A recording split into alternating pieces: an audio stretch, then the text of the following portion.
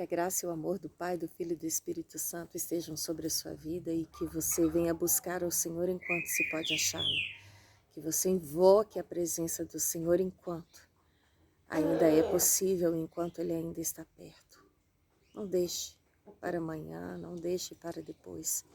Tenha intimidade, tenha vida, comunhão. Tenha fé na palavra de Deus e que essa palavra esteja queimando dentro do seu coração todos os dias. Que você busque a face do Senhor, muito mais do que aquilo que Ele pode te dar, como sonhos que você tanto deseja que sejam realizados. Que o seu maior sonho seja ser cheio da presença dEle, seja ser liberto pela verdade dEle, seja conhecê-lo na sua essência e prosseguir em conhecê-lo.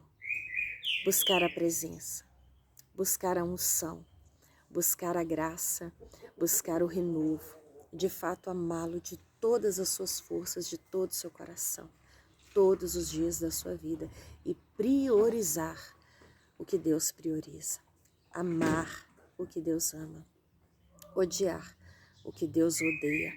Você sabia que o Senhor é Deus que ama e Deus que odeia? É Deus que ama a justiça e odeia a iniquidade, a crueldade, a perversidade. Que em nome de Jesus a sua mente esteja guardada no esconderijo do Altíssimo e que você tenha tempo para meditar na palavra de Deus. Nós somos pessoas muito atarefadas, temos que ter tempo para a família, temos que ter tempo para pagar as contas, trabalhar, exatamente para que isso aconteça. Temos que ter tempo para cuidar da casa, cuidar da nossa saúde, nos alimentar, dormir, cumprir tantos afazeres e compromissos.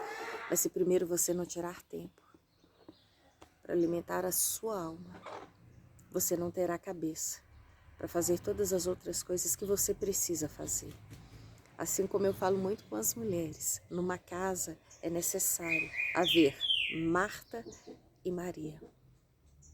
Mas se você for apenas Marta, você vai ser uma pessoa estressada, uma pessoa que vive cansada, uma pessoa que vive na correria e não terá cabeça para buscar a Deus, de tantas coisas nela.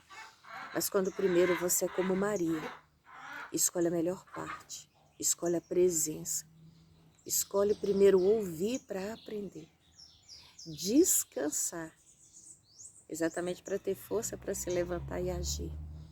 Se você primeiro não cuidar do seu coração, você não vai ter força para cuidar de mais nada.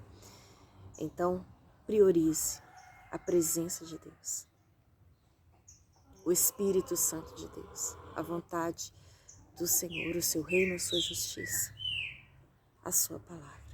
Eu quero compartilhar com você no livro de Romanos, capítulo 8, sobre a importância e a necessidade de ser guiado pelo Espírito Santo de Deus, de ter a vida de fato cheia do Espírito Santo de Deus.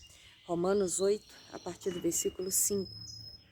Quem vive segundo a carne tem a mente voltada para o que a carne deseja, mas quem vive de acordo com o Espírito tem a mente voltada para o que o Espírito deseja. A mentalidade da carne é morte, mas a mentalidade do Espírito é vida e paz. A mentalidade da carne é inimiga de Deus, porque não se submete à lei de Deus e nem pode fazê-lo.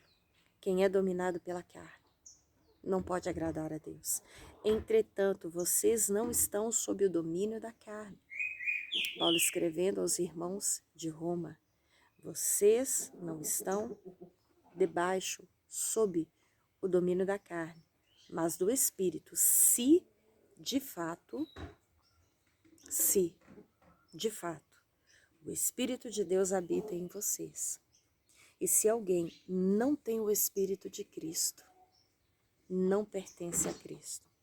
Mas, se Cristo está em vocês, o corpo está morto por causa do pecado, mas o Espírito está vivo por causa da justiça.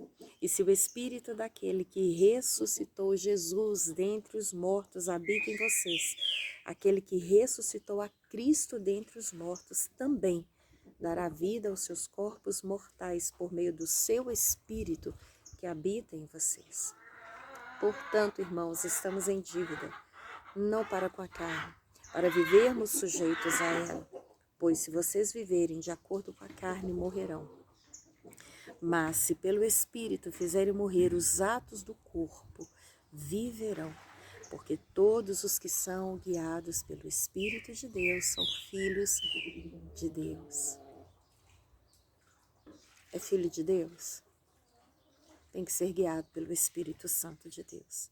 Pois vocês não receberam o Espírito que os escravize para novamente temerem, mas receberam o Espírito que os torna filhos por adoção, por meio do qual clamamos, Abba, Pai. Pai. O próprio Espírito testemunha ao nosso Espírito que somos filhos de Deus. Filho de Deus, volto a perguntar. O Espírito de Deus testifica dentro de nós que assim nos tornamos e hoje somos. Se somos filhos, então somos herdeiros. Herdeiros de Deus e co-herdeiros com Cristo, se de fato participamos dos seus sofrimentos, para que também participemos da sua glória. O salário do pecado é a morte. Mas o dom gratuito de Deus é a vida eterna, é a presença do Espírito Santo de Deus, é o reconhecimento do sacrifício de Cristo. É de fato se entregar a Cristo, confessá-lo como Senhor, como Rei, como Salvador, como aquele que está acima de tudo e de todas as coisas, aquele que te leva ao Pai, o único caminho, a única verdade, a única vida. É de fato estar em Deus através do Filho e ser cheio do Espírito. E não ter uma vida desenfreada, inquieta, uma vida descontrolada por todo enquanto é tipo de desejo nocivo, tanto para a sua vida quanto para aqueles que te cercam.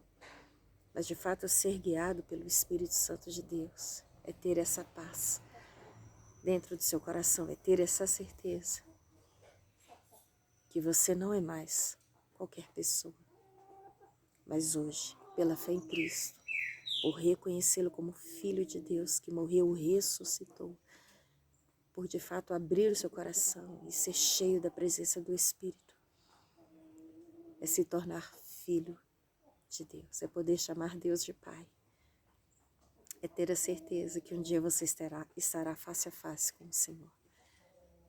Não abra mão da sua comunhão com Deus. Não abra mão de tirar tempo para Deus, de meditar na palavra, de mergulhar fundo nos rios do Espírito Santo de Deus. Deus quer te tirar do raso e te levar mais fundo. Que você mergulhe nesse oceano e que essa água te limpe, te sacie e que você tenha ainda para compartilhar com outros. Em nome do Senhor Jesus. Nova criatura. Uma nova vida em Cristo Jesus e guiada pelo Espírito. Que assim seja sobre a sua vida e que assim você deseje todos os dias até o fim. Amém?